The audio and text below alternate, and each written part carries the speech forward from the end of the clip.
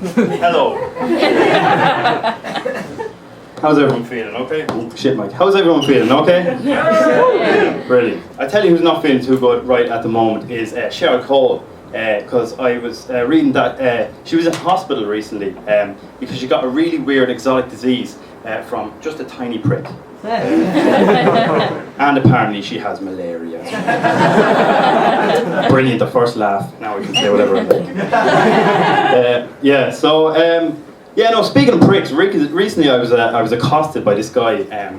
He was kind of being really intimidating and aggressive towards me, and I just didn't want to fight him.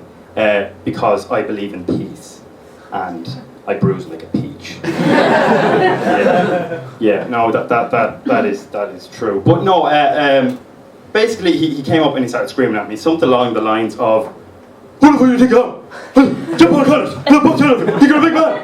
Now I don't know how much of that you's got, but I managed to figure out that he was telling me his name was Jim Paul Connors, which half of them are.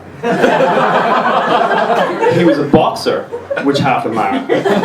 And he wanted to fight, which they all fucking do. They really do. And as you can probably tell, I'm not exactly the biggest guy.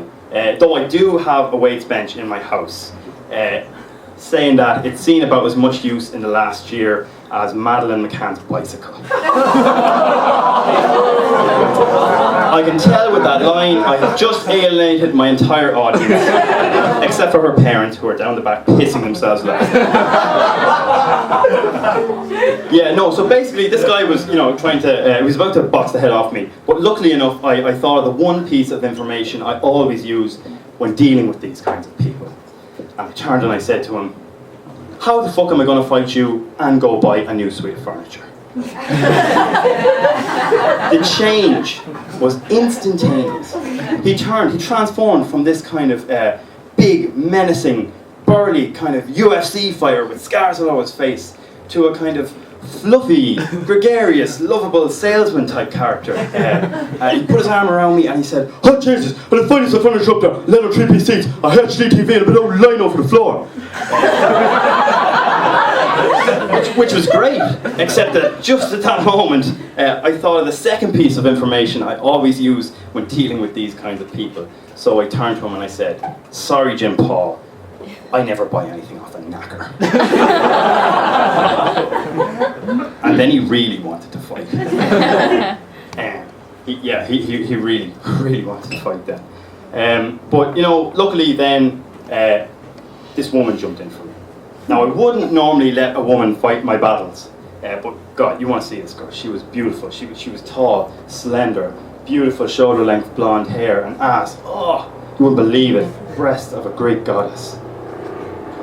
Jesus.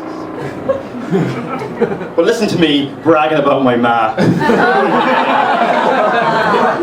I know, I'm joking. Her breasts are average.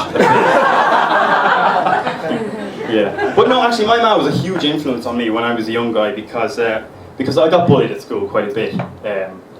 No. Yeah, no, I did. I got bullied quite a lot in school. I developed earlier than a lot of the lads. I had a much bigger cock than most lads. In fact, I still do. Not even a wink, Martin, no? Fair enough. But yeah,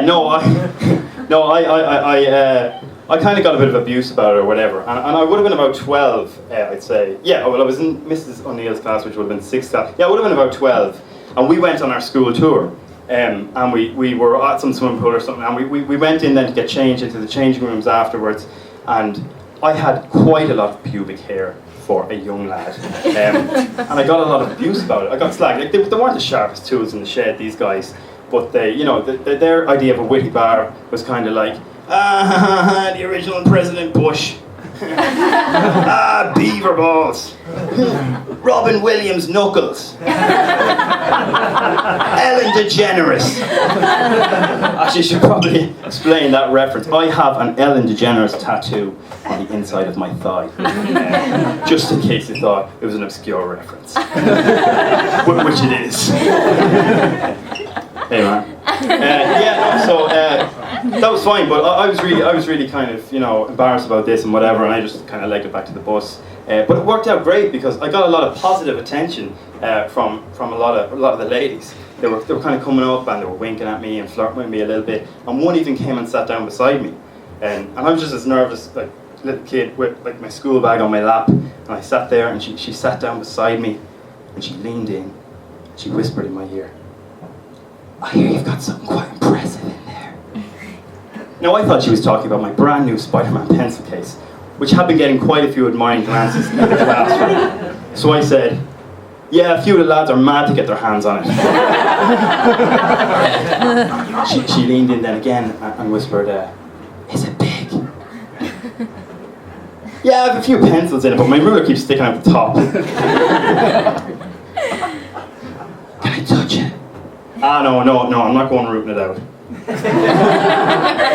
Go on, I just want to feel the shape of it."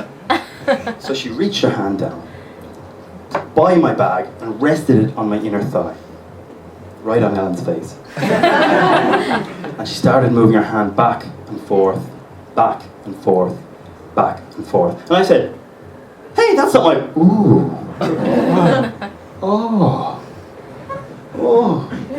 oh, oh, oh, oh." And then she stopped. I said to her, "Why the hell did you stop?" She said nothing. She just leaned in, kissed me, got up and walked away. And that was the last time I ever saw Mrs. O'Neill. I think she stopped teaching soon. Listen, thanks very much. You guys have been great.